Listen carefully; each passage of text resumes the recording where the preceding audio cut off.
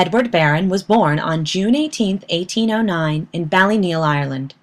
He was one of the 10 children born to parents Pierce and Anna, and a member of one of the few wealthy land-owning Catholic families in Ireland following the penal days, a time during which a series of laws had been enacted by the British attempting to convert Irish of varying faiths to the Anglican Church.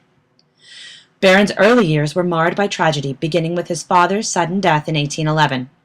6 years later, Barron's eldest brother and 4 of his sisters were lost aboard the ship William and Mary, which sunk en route from Bristol to Waterford. After years spent at boarding schools in England and France, Barron returned to Ireland to study law at Trinity College. It was here that Barron felt himself called to the priesthood. Abandoning completion of his law degree, Barron entered the priesthood at St. John's College in Waterford, England. He was later sent to Propaganda College in Rome and was subsequently ordained at St. Agatha's Church in 1829.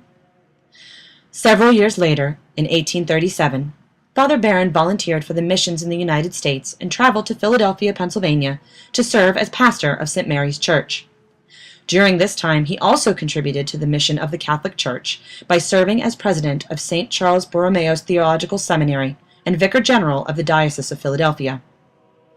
Answering a call from the Holy See in 1840 requesting missionaries to tend to the spiritual needs of freed slaves who chose to be repatriated to Liberia and West Africa, Father Barron offered his services, along with the Reverend John Kelly of New York, and in 1841 traveled to Cape Miserudo in Liberia to establish a mission.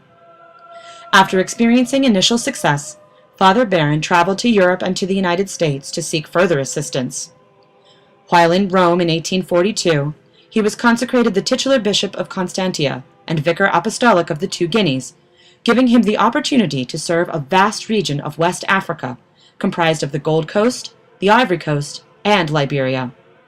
Through meetings and collaboration with Father Lieberman and the Society of the Immaculate Heart of Mary, Father Barron successfully recruited several missionaries, and the party returned to Liberia in 1843. The mission was fraught with difficulties in the following years. This region of Africa had the ominous title of the white man's grave, and missionaries generally were expected to labor for a year or 2 before succumbing to the endemic tropical diseases. Such was the case with Father Barron and his followers.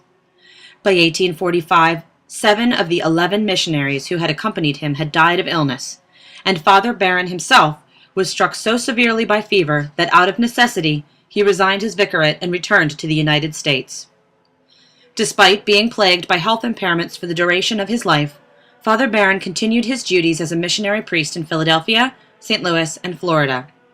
He died of yellow fever in 1854 while assisting the Bishop of Savannah during an epidemic. While there were few Catholics on the African continent when Father Barron landed at Cape Palmas in 1841, there are now nearly 24 million, of whom some 4 million live in territories still served by the Holy Ghost Fathers. Father Barron's contributions to the presence of the Catholic Church across the continent of Africa provided a foundation for advancing the mission and service of Father Lieberman and the Spiritans in their effort to support and catechize the people.